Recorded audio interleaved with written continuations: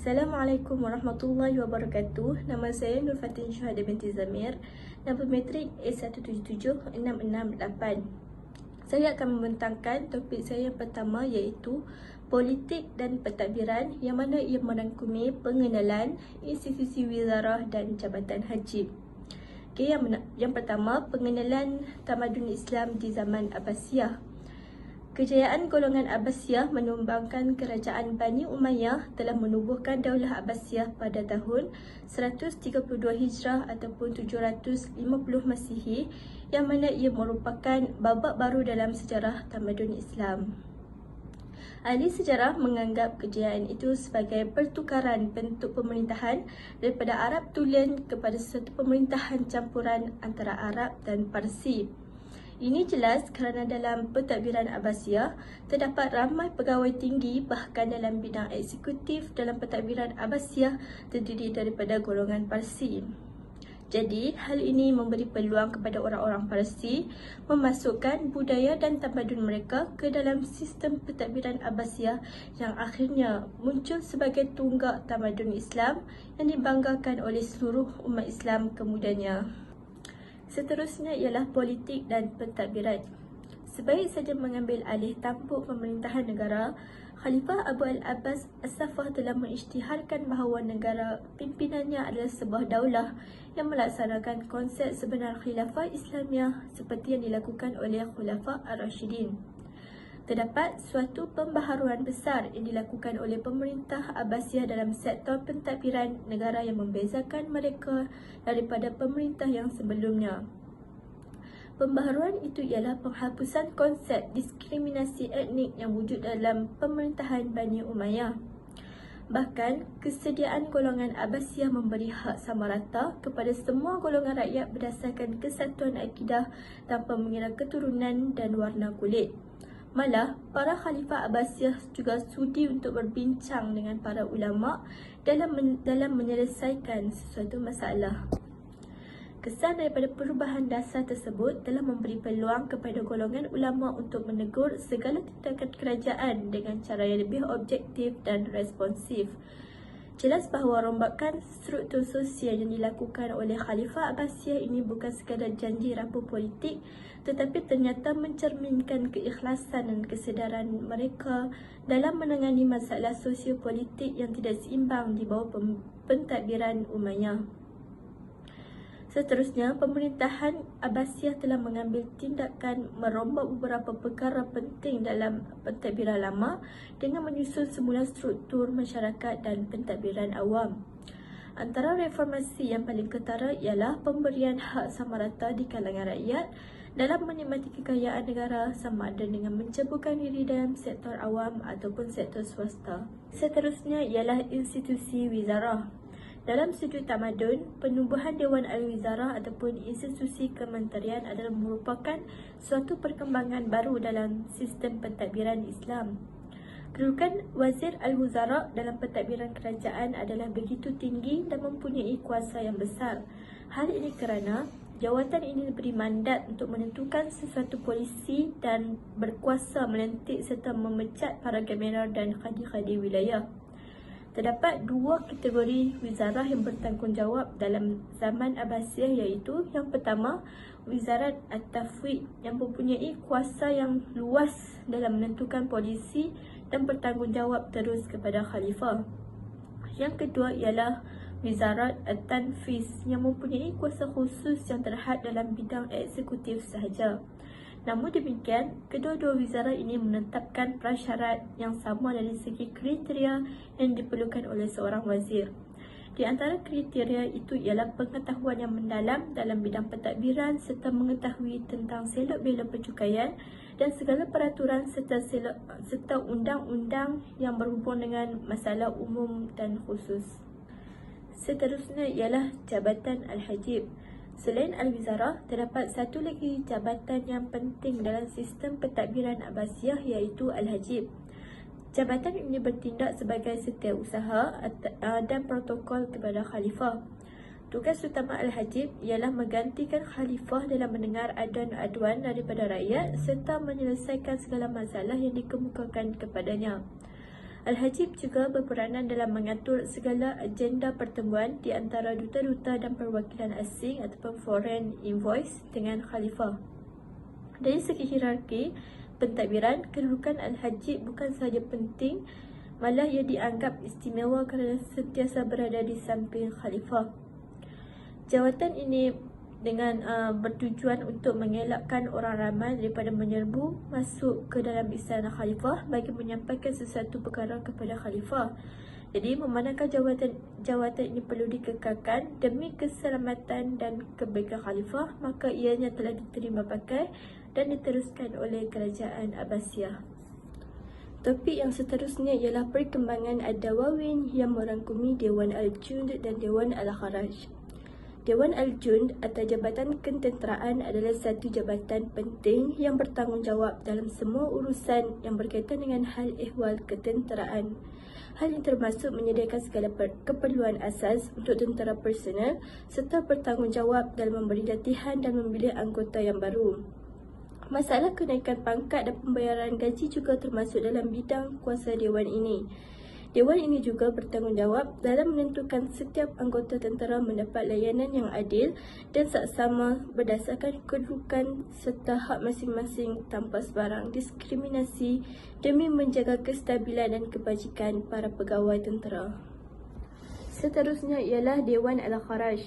Dewan Al-Kharaj atau Jabatan Percukaian ialah suatu jabatan yang dibentuk bagi mengendalikan semua perkara berhubung dengan cukai tanah yang mengeluarkan hasil pertanian. Ia juga bertanggungjawab dalam melantik wakil atau pegawai bagi memungut cukai serta menentukan jumlah cukai yang mesti dipungut mengikut keadaan dan kawasan tertentu. Oleh sebab itu, kadar cukai Al-Kharaj adalah tidak sama di antara satu kawasan dengan satu kawasan yang lain. Hasil pungutan cukai yang diperolehi sangat besar dan dianggap sebagai penyumbang utama kepada perbendaharaan negara ataupun Baitul Mal. Dengan kata lain, sektor pertanian adalah menjadi nadi kepada jentera pentadbiran Abbasiyah. Kadar cukai juga adalah sama seperti yang ditetapkan oleh Rasulullah SAW. Topik yang seterusnya ialah pembinaan kota Baghdad dari sudut persediaan infrastruktur. Sebelum membina kota Baghdad, Khalifah Al-Mansur telah membuat kajian di beberapa kawasan di sekitar negeri Iraq bagi mencari lokasi yang sesuai untuk dijadikan pusat pemerintahannya. Akhirnya, Baghdad telah dipilih berdasarkan kedudukan yang strategik dari segi pertahanan dan ekonomi kerana ianya diapi oleh dua batang sungai utama Iraq iaitu Tigris dan Euphrates. Di samping itu, Baghdad juga dikatakan mempunyai kawasan dataran yang cantik, subur serta cuaca yang sederhana dari kawasan Iraq yang lain.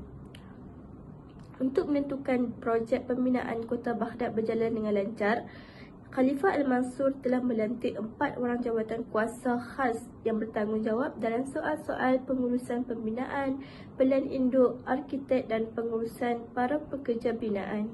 Sebagai asas kepada pembinaan kota Baghdad, Khalifah pada mulanya menggariskan kawasan seluas 4 batu persegi sahaja. Tetapi kawasan ini berkembang luas dengan wujudnya kawasan-kawasan perumahan dan kedai-kedai akibat pembangunan kota tersebut.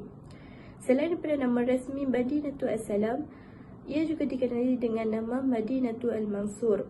Seterusnya, bandar ketiga yang penting dalam sejarah pembangunan di Iraq ialah Bandar Samarra ataupun Madinatul As-Samarra yang dibina oleh Khalifah Al-Mu'tasim pada tahun 200 Hijrah ataupun 835 Masihi, iaitu 2 tahun selepas beliau mengambil alih tampuk pemerintahan negara pada 218 Hijrah atau 833 Masihi. Kota ini dianggap yang terbesar dalam zaman Abbasiyah kerana ia meliputi kawasan seluas 36 km khususnya setelah ia menjadi pusat pentadbiran negara. Keagungan kota Samarra ialah kerana terdapat Masjid Jamid yang paling besar dibina di atas tapak seluas 400,000 kaki persegi dengan belanja sebanyak 15 juta dirham. Masjid ini dihiasi dengan sebuah menara yang paling tinggi dan menakjubkan orang ramai kerana bentuknya yang luar biasa. Satu gambaran umum yang dapat dilihat dalam proses pembangunan kota dalam zaman Abbasiyah ini ialah sikap khalifah yang suka memindahkan pusat pentadbiran kerajaan ke kawasan-kawasan yang diminati, menyebabkan perbandaran baru terpaksa dibina, dan ini diikuti oleh perpindahan rakyat dan para peniaga yang mencari peluang ekonomi di kawasan yang baru dimajukan itu. Keadaan ini menjadikan Iraq dipenuhi dengan kota-kota besar yang tidak kurang pentingnya dari Baghdad. Seterusnya adalah pembangunan ekonomi. Zaman Abbasiyah merupakan zaman yang terkaya dalam sejarah kehalifan Islam. Para sejarah ataupun ahli sejarawan mereka bersetuju untuk meletakkan zaman pemerintahan Khalifah Harun al-Rashid merupakan zaman pencapaian ekonomi yang paling tinggi hingga layak menerima julukan zaman keemasan, iaitu Golden Period. Prof. Philip K. Hitti menyifatkan kejayaan Abbasiyah adalah luar biasa kerana mampu menaikkan taraf Baghdad dari satu keadaan yang tidak penting kepada satu keadaan yang mengagumkan, setanding dengan keagungan Byzantine. Jadi Baghdad ni mampu untuk menjadi pusat dagangan antarabangsa yang sangat hebat di dunia, dan dia memberi imej yang baru kepada keagungan Islam.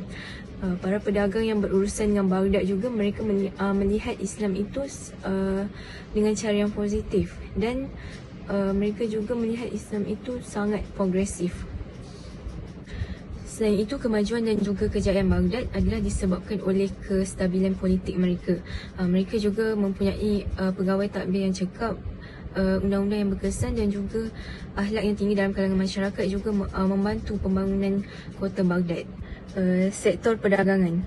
Para pedagang Arab dan Parsi yang tinggal di Basrah berlayar ke India dan China untuk mendapatkan barangan seperti rempah, sutera dan permata untuk dibawa pulang ke Basrah. Berkembang kegiatan import-eksport antara pedagang Islam dengan China. Kemudian berlakulah perkembangan jalan perdagangan baru melalui daratan. Kemudian kerajaan Abbasiyah telah membuka beberapa buah pelabuhan dan perbandaran baru. Hasilnya daripada pembukaan pelabuhan dan perbandaran baru ini, mereka dapat memajukan sektor perdagangan dan juga import dan ekspor itu semakin berlipat ganda. Jaringan perdagangan antarabangsa semakin luas. Contoh pelabuhan antarabangsa seperti Baghdad, Basrah dan Kahirah. Khalifah Harun al-Rashid telah membuka pelabuhan-pelabuhan baru di sekitar Laut Mediterranean, Laut Hitam dan juga Laut Caspian. Ini untuk meningkatkan perdagangan dan import-ekspor. Antara pelabuhannya adalah terusan Suez, Bukhara dan Samarkand. Antara barangan yang diekspor ke Asia, Timur Jauh dan juga Afrika seperti tamar, gula, kapas, bulu kambing, perkakas besi, barangan kaca dan bahan mentah. Barangan import seperti rempah, kapur baru, sutera, gading, kayu arang. Harun al-Rashid menjalankan projek menggali terusan di kawasan strategik bagi membina pelabuhan baru. Jadi kegiatan perdagangan ini dia bukanlah satu yang baru dalam kalangan orang Arab. Sebenarnya, jadi mereka telah pun terlibat dalam aktiviti perdagangan ini sebelum wujudnya Islam tu. Sebelum datangnya Islam tu lagi. Kita dapat lihat bahawa aktiviti perdagangan sangat penting dan juga menjadi sumber pendapatan yang paling besar kepada kerajaan Abbasiyah. Yang kedua adalah sektor pertanian. Sektor ini kebanyakannya diceburi oleh kelas pertengahan. Mereka mendapat pengawasan khusus daripada kerajaan dari segi teknologi dan juga sistem perairan. Perkembangan sektor pertanian disebabkan oleh kawasan pemerintahan Abbasiyah adalah sesuai untuk menjalankan aktiviti pertanian. Antara daerah yang berpotensi tinggi ataupun subur seperti Sungai Tigris, Furat, Nil dan juga Lembah Eden. Pemerintah Abbasiyah mereka memberi kebebasan kepada penduduk tempatan untuk mengusahakan tanah dan juga tiada diskriminasi ataupun tekanan. Seterusnya, antara usaha kerajaan Abbasiyah memajukan sektor pertanian. Yang pertama, mereka menyediakan banyak tali air ataupun canas di kawasan pertanian, sama ada menggali tali air yang baru ataupun membersihkan tali air yang lama.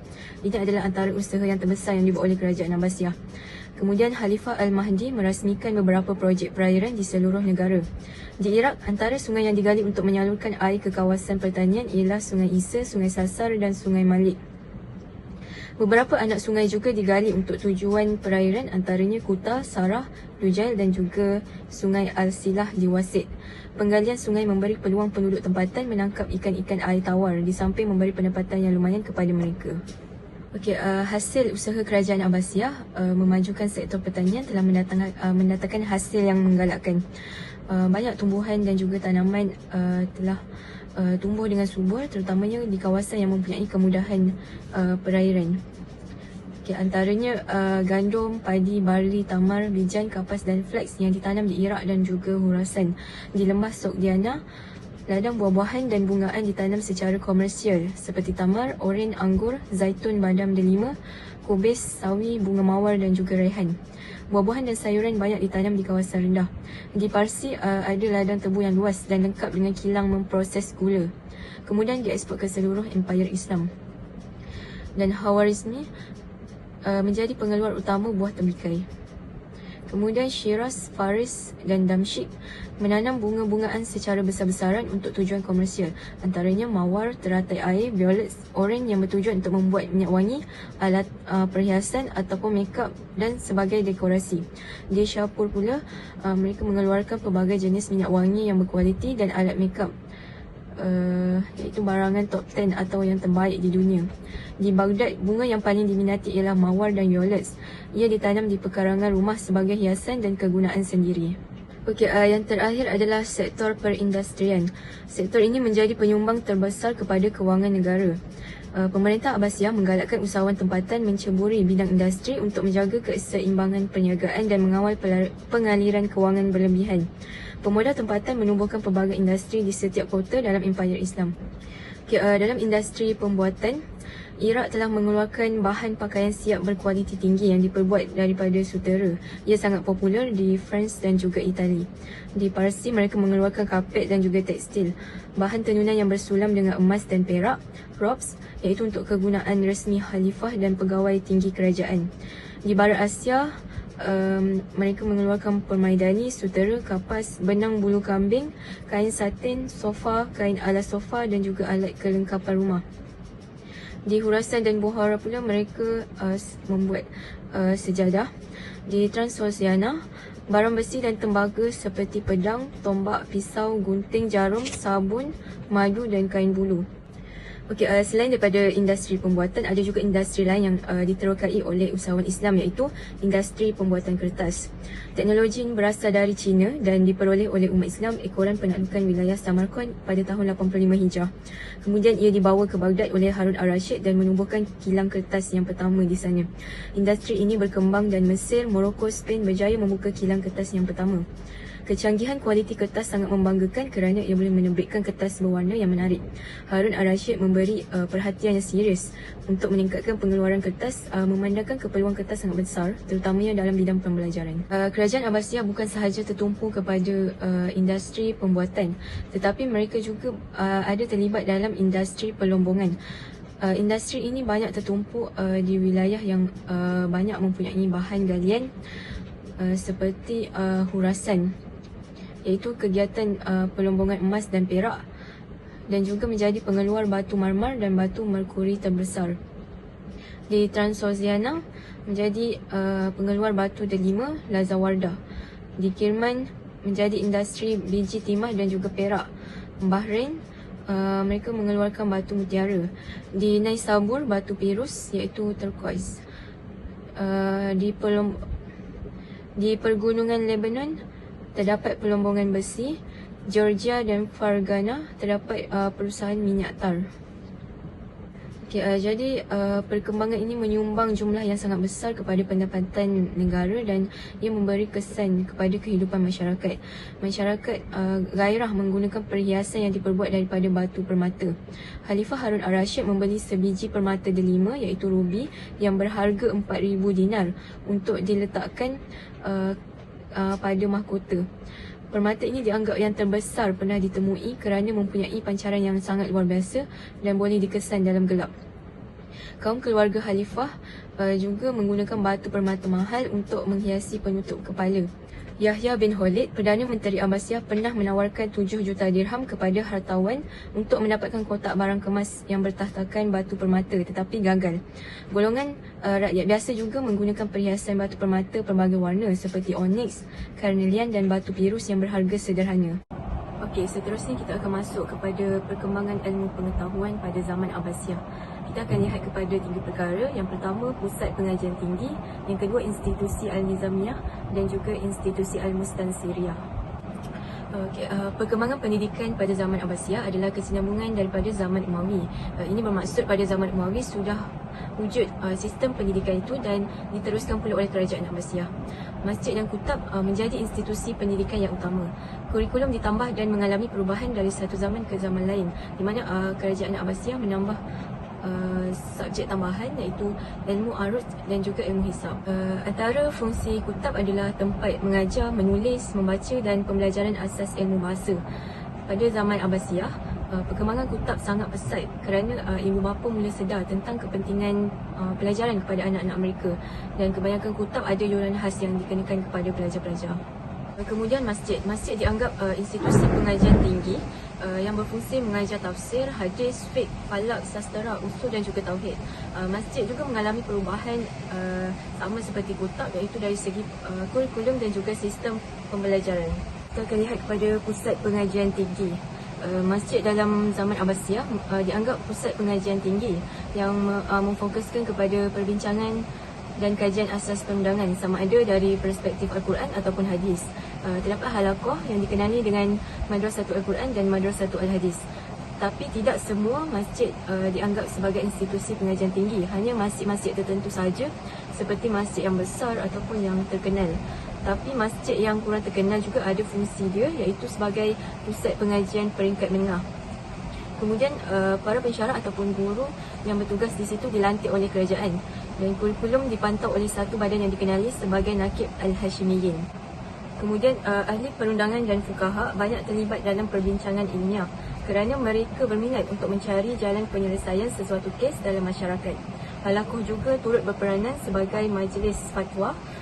Mereka bertanggungjawab mencari jalan penyelesaian undang-undang untuk membantu Khalifah. Khalifah Abbasiyah terlibat secara langsung dalam halaqah dan majlis perbahasan rasmi di istana. Seterusnya adalah institusi Nizamiyah. Penubuhan institusi Nizamiyah adalah kemuncak aspek pendidikan di Baghdad. Ia ditubuhkan oleh Perdana Menteri Nizam Al-Muluk pada tahun 1065 Masihi. Dan ada juga wilayah lain yang mencontohi penubuhan institusi ini, antaranya wilayah Naisapur, Isfahan dan juga Mosul. Penubuhan institusi ini menjadi trend kepada masyarakat umum dan tersebar ke kota-kota kecil seperti Jeddah. Kebanyakan institusi ini mendapat kerajaan ataupun peruntukan daripada kerajaan untuk membayar keperluan yang diperlukan oleh institusi tersebut. Dan ada juga para graduan Al-Nizamiyah yang juga menubuhkan institusi ini di tempat-tempat mereka berdasarkan model Al-Nizamiyah. Al-Nizamiyah ini dibina pada zaman Bani Saljuk yang mentadbir Abbasiyah. Dalam sistem institusi Nizamiyah, Khalifah hanyalah simbol pemerintahan sahaja. Nizam Al-Muluk ini dia sangat berpengaruh dalam pentadbiran negara. Beliau boleh bukan sahaja boleh mengedepankan Khalifah, tetapi dia juga boleh meminggirkan Sultan dengan meletakkan namanya sendiri sebagai asas kepada satu projek yang mengukir sejarah. Jadi ada ahli sejarah yang berpendapat nasib dan kedudukan Khalifah pada zaman Saljuk tetap tidak berubah daripada keadaan sebelumnya, walaupun dari segi mazhab mereka adalah sealiran, iaitu Ahli Sunnah wal Jamaah. Seterusnya, Bani Saljuk berjaya kekepikan Bani Buai yang bermazhab Syiah daripada meneruskan kekuasaan di Baghdad. Penubuhan institusi ini oleh Perdana Menteri, iaitu Nizam Al-Muluk, menunjukkan kuasa yang dimiliki. Nizam Al-Muluk ini berjaya mengenepikan Khalifah Abbasiyah dan juga Sultan Saljuk. Kemudian institusi pengajian tinggi yang pertama ditubuhkan secara formal mengandungi 3 fakulti, iaitu Syariah, di mana ia berasaskan mazhab Al-Syafi'i. Yang kedua adalah Usuluddin yang berteraskan Al-Ash'ari, dan yang ketiga Fakulti Sains dan Kemanusiaan adalah menekankan bidang kesusasteraan klasik.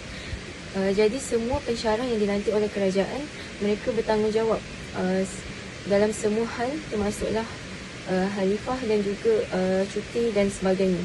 Dan setiap pensyarah mereka ada pembantu ataupun penolong yang bertanggungjawab mengendalikan tutorial untuk setiap kuliah yang akan disampaikan.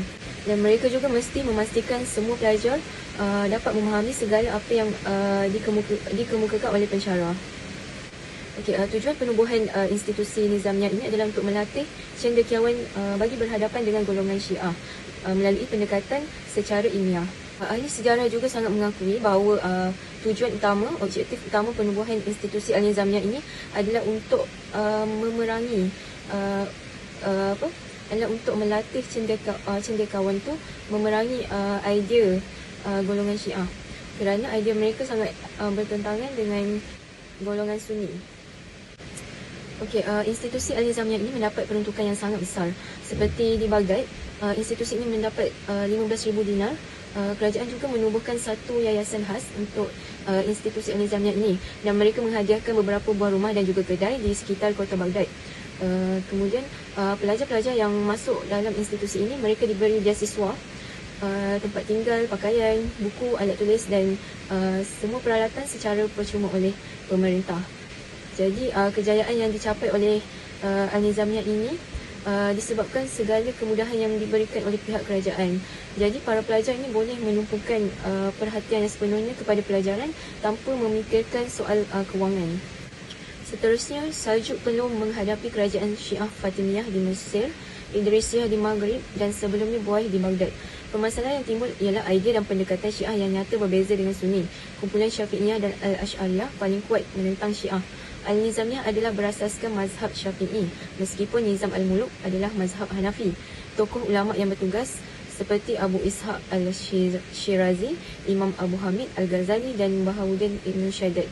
Jadi kewujudan golongan Syiah ni, dia akan menggugat kedudukan kerajaan dan mereka juga menimbulkan masalah kepada golongan Sunni kerana idea dan pendekatan mereka ini sangat bertentangan dengan Sunni. Jadi untuk mengelakkan daripada perkara ini merebak, golongan Syiah ini merebak, mereka menubuhkan institusi Al-Nizamiyah ini. Tidak hairanlah ada sesetengah andaian yang menganggap Nizam al-Muluk menubuhkan banyak institusi pengajian tinggi di seluruh negara kerana beliau ada motif politik dan juga mazhab. Kemudian selepas 2 abad selepas Al-Nizamiyah, muncul pula institusi lain yang turut masyhur dalam sejarah pendidikan Abbasiyah, iaitu Al-Mustansiriyah yang dibina oleh Khalifah Al-Mustansir bin Al-Zahri pada 625 Hijrah. Ia dianggap bangunan yang tercantik dan mempunyai kelengkapan yang lebih baik. Institusi Mustansiriyah. Institusi ini diambil sempena nama pengasasnya Al-Mustansir Ibnu Muhammad Zahir 623 Hijrah hingga 640 Hijrah bersamaan 1226 Masihi sehingga 1242 Masihi. Dan institusi ini ditubuhkan berdasarkan realiti masyarakat berbilang kaum dan mazhab yang wujud di Baghdad ketika itu kerana institusi Nizamiyah untuk mazhab Syafi'i sahaja. Institusi ini dibina pada tahun 625 Hijrah bersamaan 1227 Masihi dan dianggap paling cantik reka bentuk bangunannya serta kelengkapan. Institusi ini mula beroperasi pada bulan Jamadil Akhir 631 Hijrah bersamaan 1233 Masihi dengan kumpulan seramai 62 orang setiap pelajar mazhab. Institusi ini juga menerima peruntukan besar dari pihak kerajaan sama seperti institusi Nizamiyah. Semua pelajar mendapat kelengkapan makanan, pendidikan secara percuma termasuk baju rasmi institusi berbentuk jubah berwarna hitam, serban dan sabun. Mereka juga diberikan wang sagu hati sebanyak 1 dinar sebulan. Pusat kesihatan yang lengkap dengan klinik dan makmal turut disediakan yang dikendalikan oleh 2 orang doktor. Di pintu gerbang bangunan induk tersebut terdapat sebuah jam besar bertujuan untuk pelajar mengetahui waktu solat dan kuliah. Institusi ini diasaskan dengan objektif sebagai keperluan semua umat Islam kecuali Syiah. Semua mazhab mempunyai pusat pengajian masing-masing dan mereka dilarang untuk mengeluarkan pandangan yang boleh menyinggung perasaan mana-mana mazhab lain, dan perbahasan mengenai isu sensitif tidak dibenarkan demi menjaga keharmonian kampus dan mengelakkan fitnah. Dari segi prasarana, institusi Al-Mustansiriyah dianggap institusi pengajian tinggi yang besar dan tercanggih. Ianya terdiri dari bangunan batu 2 tingkat yang terletak di kawasan seluas 4,836 meter persegi, lengkap dengan pejabat pentadbiran, masjid, dewan kuliah, perpustakaan, klinik, asrama pelajar, kantin dan hamamat. Bangunan ini mempunyai 102 bilik, terdiri dari 24 bilik besar dan 78 bilik kecil. Bilik besar dihaskan untuk pembelajaran seperti bilik kuliah, perpustakaan dan bilik tutorial. Bilik kecil pula dijadikan asrama, stor dan pejabat. Antara ciri utama institusi ini adalah dilengkapi 4 Iwan iaitu Dewan Kuliah yang berfungsi sebagai fakulti, dihaskan kepada 4 mazhab iaitu mazhab Syafi'i, Hanafi, Maliki dan Hambali. Kesemua Iwan ini terletak 4 penjuru institusi dan mempunyai seramai 62 orang pelajar yang diketuai oleh seorang profesor dari mazhab tersendiri. Antara profesor yang mengetuai Iwan tersebut adalah Mahyuddin Abu Abdullah Ibnu Fadlan Al-Baghdadi iaitu pengetua bagi Iwan As-Safi'iyah. Seterusnya Rashiduddin Umar Ibnu Muhammad Al-Fargani, pengetua bagi Iwan Al-Hanafiyah. Seterusnya Muhyiddin Yusuf Ibnu Al-Faraj Abdul Rahman Al-Jauzi, pengetua bagi Iwan Al-Hanabilah. Dan terakhir sekali Sirajuddin Ibnu Al-Sharmashashi Al-Maliki, pengetua bagi Iwan Al-Malikiyah. Sementara itu, bagi mengendalikan pengajian hadis secara umum, Muhammad Ibnu Yaqub Al-Dayanah dilantik sebagai pengetua Darul Hadis. Terdapat juga beberapa bidang pengajian lain seperti ulum adabiyah iaitu tata bahasa penulisan dan sastra. Seterusnya ulum riyadiyah iaitu ilmu hisab, algebra, hindasah dan masahah. Seterusnya ulum akliyah iaitu falsafah, ilmu kalam dan logik. Dan ulum tabi'iyah iaitu perubatan, farmasi dan botani.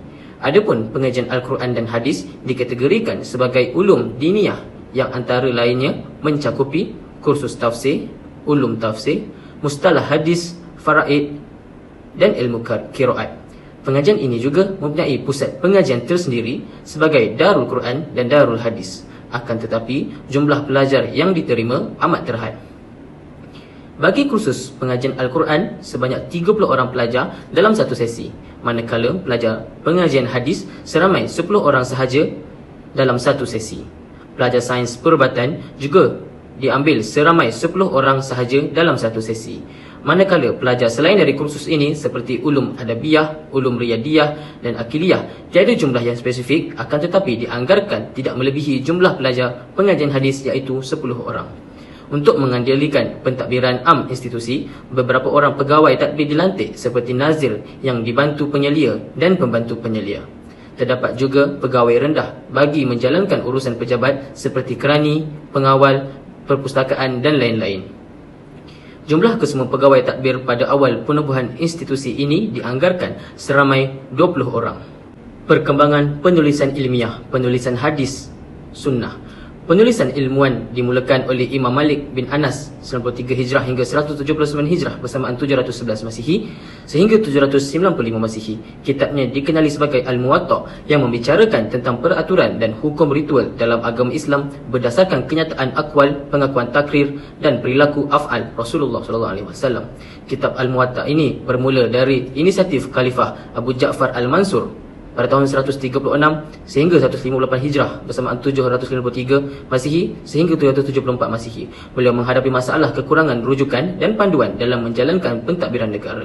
Kemudian beliau menemui Imam Malik dan meminta beliau mengumpul dan mencatatkan hadis dan sunnah Rasulullah SAW ke dalam satu buku untuk dijadikan panduan, dan Imam Malik bersetuju untuk membantunya.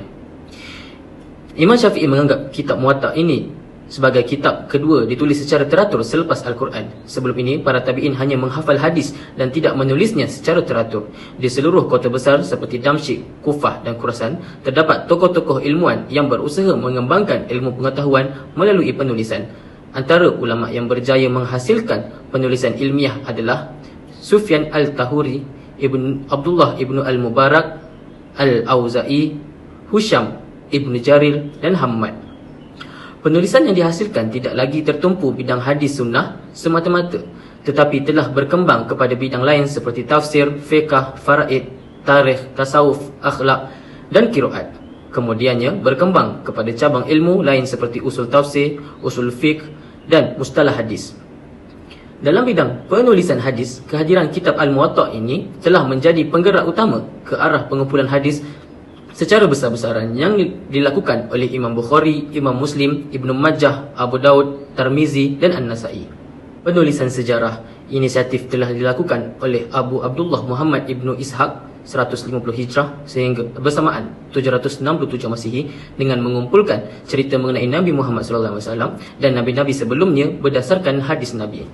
Kitab sulung dalam bidang sejarah ini dibahagikan kepada 3, iaitu Kitab Al-Mubtada', Kitab Sirah, Kitab Magazi. Sebahagian kitab ini kemudian disalin semula oleh Abu Muhammad Abdul Malik Ibnu Hisham 219 Hijrah bersamaan 834 Masihi dan diberi beberapa pertambahan. Ibnu Hisham memberi karya ini sebagai Sirah Nabawiyah dan dianggap kitab paling muktabar dalam bidang sejarah Rasulullah. Penulisan yang melibatkan peperangan Rasulullah dan sahabat telah dimulakan oleh Muhammad bin Umar Al-Waqidi 207 Hijrah bersamaan 822 Masihi yang dikenali sebagai Kitab Al-Maghazi. Kemuncak penulisan sejarah Islam adalah kitab Tarikh Rasul wa Muluk yang ditulis oleh Abu Ja'far Muhammad ibnu Jarir Al-Tabari 310 Hijrah bersamaan 923 Masihi. Berbeza corak dengan penulisan sebelumnya, Al-Tabari memberi corak baru dalam kitabnya dengan menyusun fakta dan tahun. Penulisan ilmu alam. Penerokaan terhadap ilmu alam atau geografi telah dilakukan oleh beberapa tokoh seperti Thabit bin Qurrah 289 Hijrah bersamaan 901 Masihi yang membuat penyelidikan terhadap karya Ptolemy mengenai kedudukan muka bumi. Tokoh lain yang terlibat dalam ilmu alam ini adalah Ibnu Khurdabiyah 300 Hijrah bersamaan 912 Masihi. Karya beliau adalah Al-Masalik wal Mamalik yang diterbitkan pada tahun 232 Hijrah bersamaan 846 Masihi. Buku ini berorientasikan topografi yang mementingkan aspek rajah atau lingkaran jalan serta sempadan wilayah. Tahun 291 Hijrah bersamaan 903 Masihi, dua lagi kitab dihasilkan oleh Ibnu Rustah dengan kitabnya Al-Alaq dan Al-Nafisah dan Ibnu Faqih Al-Hamdani dengan karyanya Kitab Buldan.